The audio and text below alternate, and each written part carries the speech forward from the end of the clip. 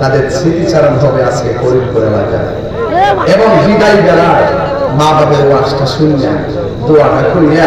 একসাথে যাবো ইনশাআল্লাহ। আমি কই যাই শুরু কথা ছিল ভালো লাগে যতটা ভালো লাগে মাথা বাজারে বুঝিনি চলতে ভালো লাগে। হ্যাঁ আল্লাহ বাজারে মুরাদনগর আবার নতুন করে সিনেমা লাগবো। গত 5 আগস্টের মধ্যে আমার বলতে হুজুর এখন দেশের পরিস্থিতি ভালো না, একটু বাইরে ছেড়ে দিয়ে ওয়াজ করি। আমি তো আপনারা তো 205 বছর বাদ বলি যখন আপনার ওই বাইরে দিয়ে ওয়াজ করি, আমার এত বেশি বছর বাঁচার ইচ্ছা নাই। আমি হক কথা কইয়া যদি একদিন করে মরে যাই আমার কোনো দুঃখ নেই। আপনার আসেন আমার সাথে আসেননি? আমার মাঝে 2 রকম কথা হয়েছে। আগে যা কইছি এখন কি কম না বেশি আমি ধরেন যাবে না, ধরেন যাবে না। হক কথা দিতে হলে হক কথা বললে হকের পক্ষে কেউ যদি নাও আছে আল্লাহ আমি আল্লাহ প্রেমিকদের সঙ্গে আছি। আল্লাহ যদি তাহে আমাদের কোনো অসুবিধা আছে? আর আমার অসুবিধা আছে? আমার সাথে বলেন। অনেকে বলে কারবালার মাঠে ইমাম হুসাইন যুদ্ধ করতে গেছে, নাউজুবিল্লাহ জুড়ে যুদ্ধ করতে যদি যাইতো, এখন আজকে যদি একটা ঘটনা ঘটে এই মুরাদনগর করিমপুরে, এখন যদি কেউ যদি তাহিরিয়া না আইসই যুদ্ধ করতো, আচ্ছা আমি যে যুদ্ধ করতে আইছি না ওয়াজ করতে আইছি, আমি কি বংশ লয়ে আইছি, লাঠি লয়ে আইছি? তাইলে ইমাম হুসাইন রাদিয়াল্লাহু তাআলা আনহু তিনি কি যুদ্ধ করতে গেছে? বেকুবরা একটা তুহমত দেয়। ইমাম হুসাইন কি যুদ্ধ করতে গেছিল না দাওয়াতে গেছিল? আর আমার এখানে কি আমি কি এমনি আইছি না দাওয়াতে আইছি? আইনা যদি আমাদের ওয়াজ বন্ধ করে দেন, খাওয়ান বন্ধ করে দেন, পানি বন্ধ করে দেন, রাস্তা বন্ধ করে দেন, এটা কি মুমিনের আচরণ না মুনাফিকের আচরণ? মানে কারোর ঘটনা কি এর বাইরে হইছে? দাওয়াত করে নিছে নাকি যুদ্ধ করতে গেছে? এই কথাটা আমি সামনে সামনে কইতাছি, এটার ভিতরে আবার ওয়াজ ঢুকে যাবে ইনশাআল্লাহ। মুঝে কুফার मुसाफिर न समझो मैं आया नहीं हो बुलाया गया हो कि मेहमान बना कर सजाया गया हो मैं रोया नहीं हूँ रुलाया गया हो। আমি তো উর্দু কইছি, বাংলাটা শোনেন। ইমাম হুসাইন বলতেছে ও কুফাবাসী আমার মুসাফির ভেবো না, আমি এমনিতে আসিনি দাওয়াতে এসেছি, মেহমান বানিয়ে কি যে কষ্ট দিল, মেহমান বানিয়ে কি যে কষ্ট দিল, আমি কাঁদিতে আসি কাঁদানো হয়েছে। খোদা জানে কেসি মেজবানি বাবা তোর পিয়াস কাহে বন্দে পানি मुक़द्दर में है हौज़ कौसर का पीना, मुक़द्दर में है हौज़ कौसर का पीना, আমি তৃষ্ণার তো নয় বানানো হয়েছে যে মাতা জোতা আল্লাহু আকবার কি লেখা সে মাথা ঝুঁকাতো আল্লাহর দরবারে সে মাথা কাটিল এজিদ সীমারে সে মাথা ঝুঁকাতো আল্লাহর দরবারে সে মাথা কাটিল এজিদ সীমারে শাহাদাতের মর্যাদা লাভ করেছি শাহাদাতের মর্যাদা লাভ করেছি আমি মরেছি জিন্দা হয়েছি ইমাম হুসাইন কারবালার মাটি কি যুদ্ধ করতে গেছে না দাওয়াতে গেছে এখন তারা কিসের মর্মে চিঠি পাঠাইছিল হুসাইন আপনি কুফাতে আসেন আমরা আপনার কাছে মুড়ি ধরবো এই কথা বইলা হুসাইনকে নিয়া রাস্তা বন্ধ করে দিল হুসাইনকে নিয়া পানি বন্ধ করে দিল অথচ আমার নবী কইছে উম্মত রে দুইটা জিনিসের বাধা দিস না একটা হলো পানি আর একটা হলো রাস্তা দুইটা জিনিসের বাধা দিস না রে এবার কুফাবাসী পানি বন্ধ করে দিল যেই নদীর পানি গরু পান করলো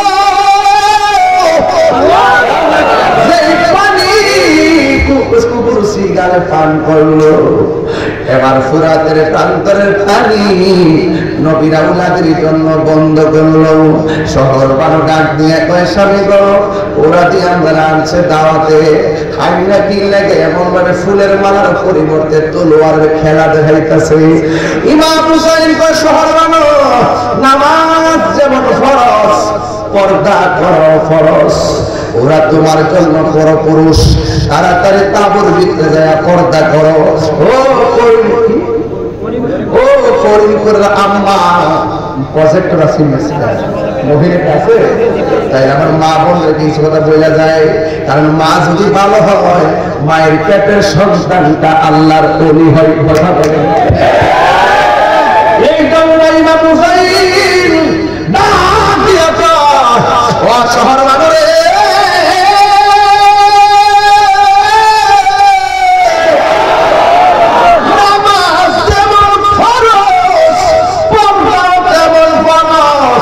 বিপদের সময় আল্লাহর হুকুম মানতে হিম্মত লাগে কথা বলেন ঠিক কিনা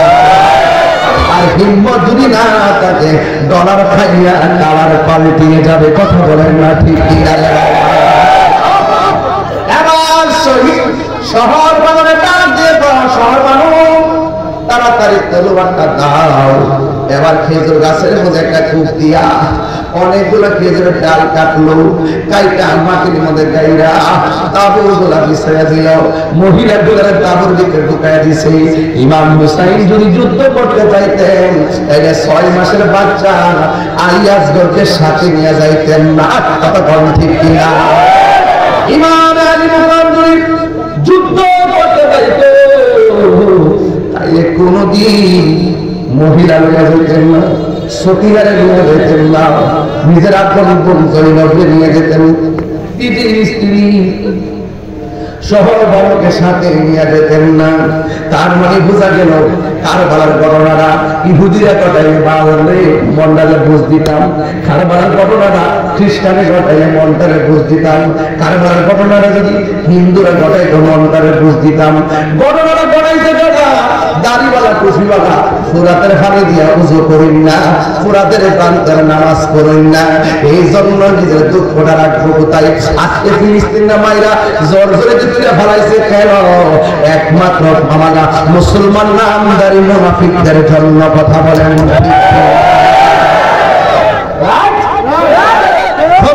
মুসলমান রাষ্ট্রগুলো গোপনে গোপনে ইসরায়েলের ট্যাবলেট খায় কথা কোন ঠিক কিনা বাংলাদেশের ট্যাবলেট খাওয়ান না আছে না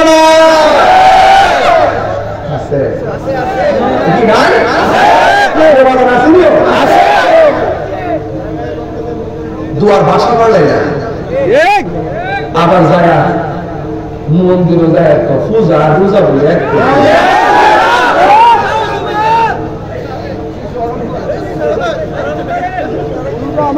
আমি বুঝতাম না আড়াই বছর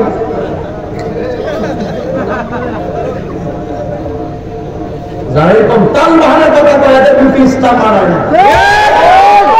ইসলামকে ব্যবহার করতে কথা বলে,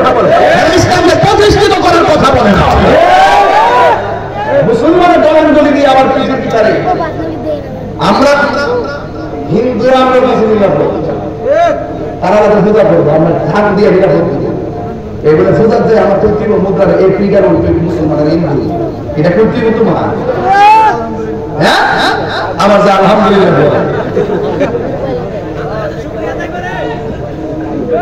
ইসলামের ধর্মের নাম না এই কালা এই ওইটা মাদাম আচ্ছা ঠিক আছে না আপনারা সবাই একটু বিরক্তি লাগতেছে আমার মধ্যে লাইন থেকে খারাপ লাগতেছে আমি সব বজায় রেখেছি সব বাজায় রেখেছি কোন সাইড খালি রাখতেছি না আমার কথা হলো মানলে মানার মতো মানো ধর্মের মতো মানো মিললে মিলার মতো মানো মুনাফিকি বলো না কথা বলেন ঠিক ঠিক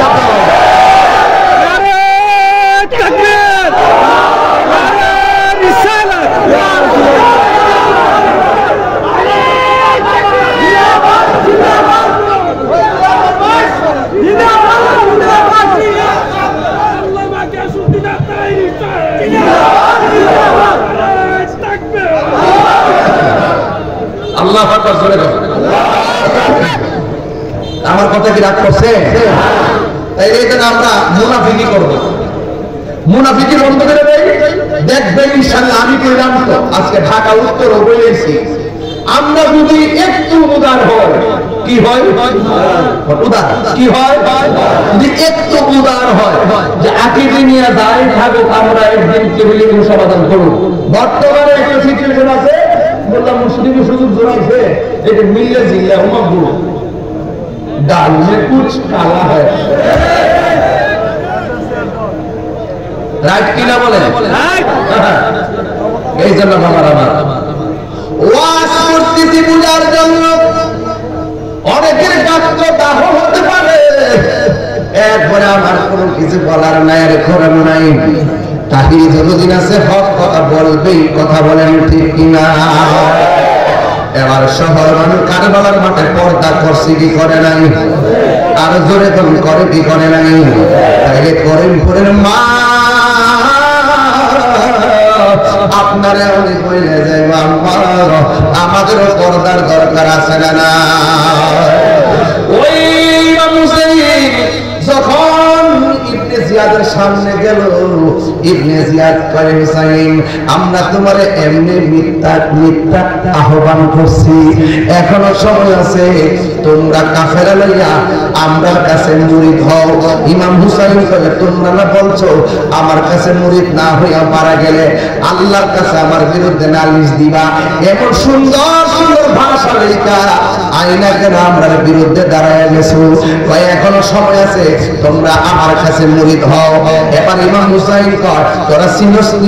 আমি কেডা আমি হইলাম শেরে খোদা মাওলা আলীর সন্তান আমি হইলাম জান্নাতের রমণীদের সরদারিনী ইমাম হযরতে মা ফাতেমা জোহরা রাদিয়াল্লাহু তাআলা আনহার সন্তান তোরা চিনস আমি কেডা আমি হইলাম রহমাতুল লিল আলামিনের নাতি আমার জীবন দিব কিন্তু আমি ঈমান দিব না এই কথা বলার পরে একের পর এক নবীর আওলাদের ধ্বংস করে দেওয়ার জন্য ষড়যন্ত্র আঁকলো পানি বন্ধ করে দিল এবার ইমাম হুসাইনের একটা সন্তান যার নাম হলো আলী আকবর ডাক দিয়ে আব্বা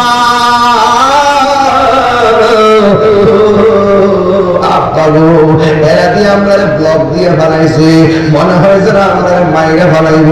তাইলে আমি আপনার বড় পোলা আপনি মাঠে যাওয়ার আগে আমি তাদের সঙ্গে যুদ্ধ করব একটা বার আমাকে অনুমতি দিয়া দেন ইমাম হুসাইন আমার আব্বারে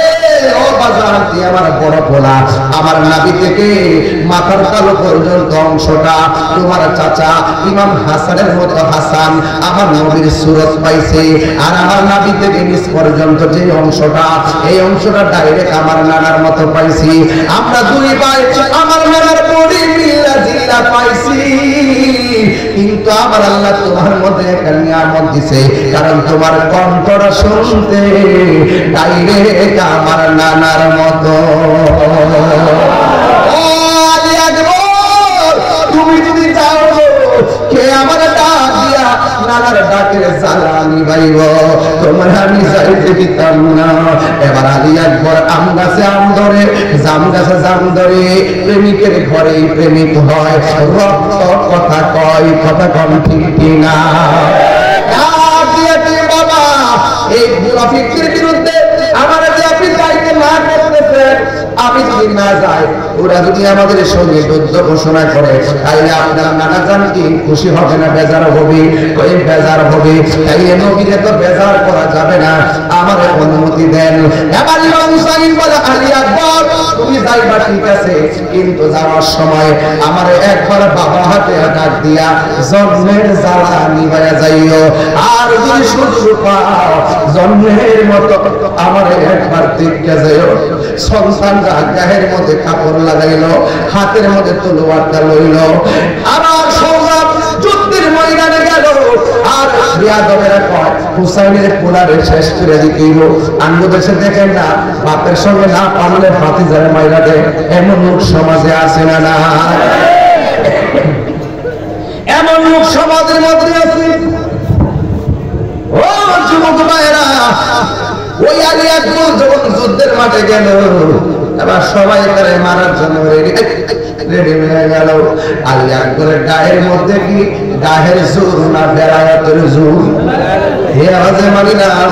জোরে জোরে কর না গায়ের জোর না বেলায়েতের জোর বন্ধুরা রে আমার যুবক ভাইরা এবার আলী আকবর যুদ্ধ শুরু করে দিল এমন ভাবে যুদ্ধ শুরু করলো বিয়াদবরা কোনোভাবে পারে না একটা বিয়াদবে কয় তার মারার দরকার নাই গলাটারে শেষ করে দেয় আঙ্গুদাসে দেখছেন না লোকের সঙ্গে না পারবে তার বাড়ি ভেঙে দেয় লোকের সঙ্গে না পারলে তার গাড়ি ভেঙে দেয় লোকের সঙ্গে না পারলে তার গাছ গাছালি কেটে দেয় এমন লোক দেখেন কত কয়েকদিন আগে দেখলাম মালিকের সঙ্গে না পারলে মালিকের গরুর জিহ্বা কেটে দিছে কথা বলেন ঠিক না বানাই দিতেছে সব খবর আমার কাছে না একটু করে দেখবে বাবা কি আগুন এবার ইমাম আলী আকবরের গলার মধ্যে একটা তীর মারছে তীর মাইরা কণ্ঠের ছিদ্র করে বলাইছে এবার তার ইমাম আলী আকবর দৌড়াইয়া তার বাবার কাছে গেছে যাইয়া ডাক দিয়া আল্লাহু আকবার হবে যাইয়া ডাক দিয়া কয় বাবা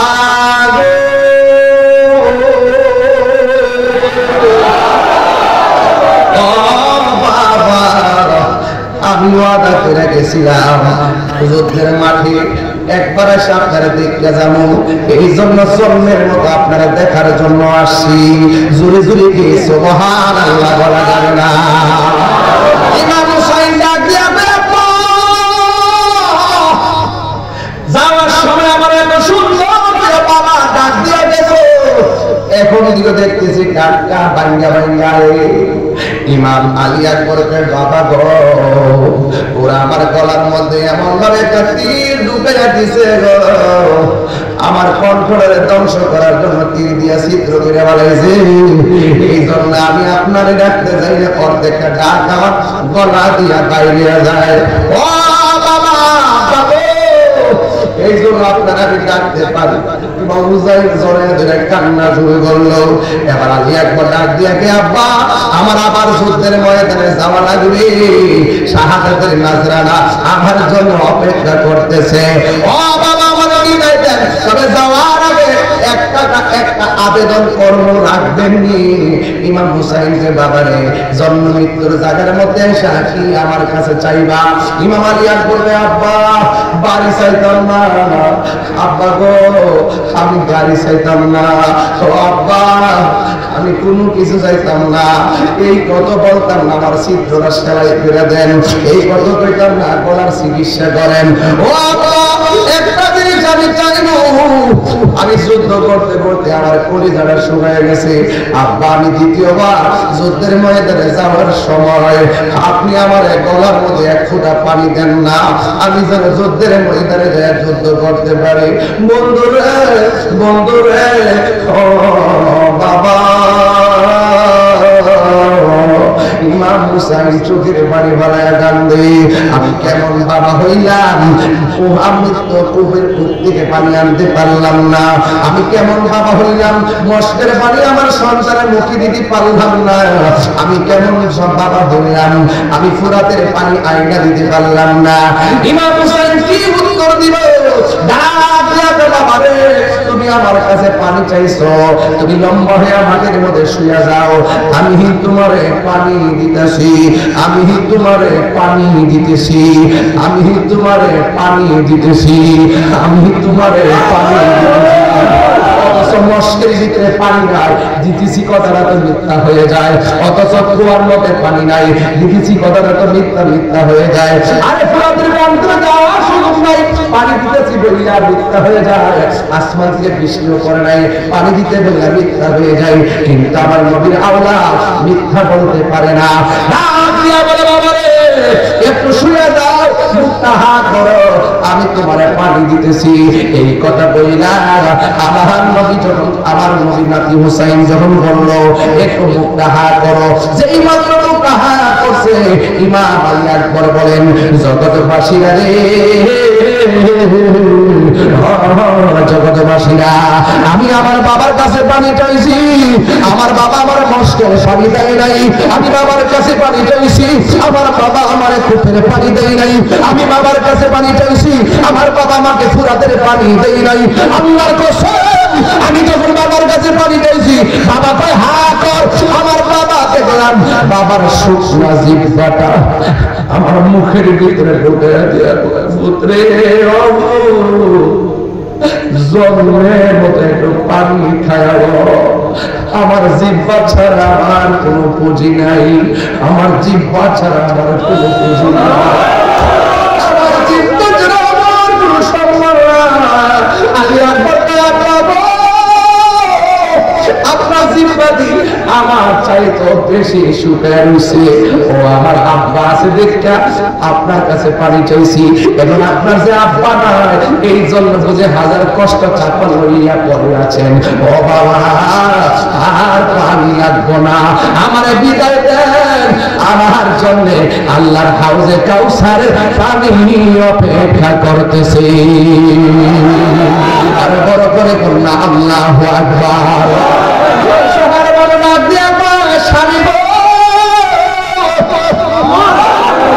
সন্তানের মুখের ভিতরে জিহ্বা দিছেন পানি নাই, একবার তাকে দেখেন না আমার স্তনের মধ্যে দুধ নাই, 6 মাসের বাচ্চারা আমি কেমনে ফাইয়া রাখতাম, কেমনে বুঝাইতাম, গাটটা তো ফালাইয়া দিছে, গাটটা তো ফালাইয়া দিছে, গাটটা তো ফালাইয়া দিছে। আরে এই মুহূর্তে যদি কারবালা হয়তো, আরে গত কয়েকদিন আগে আমি ফিলিস্তিনে খাবার পাঠাইছি, ফিলিস্তিনে আমি নিজে খাবার পাঠাইছি, ফিলিস্তিনে খাবার পাঠাইছি কেমনে, হাইটটা গেছি কয় না, বাসে গেছি কয় না, ট্রেনে গেছি কয় না, যে প্রযুক্তি আছে সেই প্রযুক্তিতে প্রতিনিধি বানায়া খাবার পাঠাইছি, যতটুকু তৌফিক আছে খাবার পাঠাইছি। আর এই মুহূর্তে যদি ওই মুনাফিকের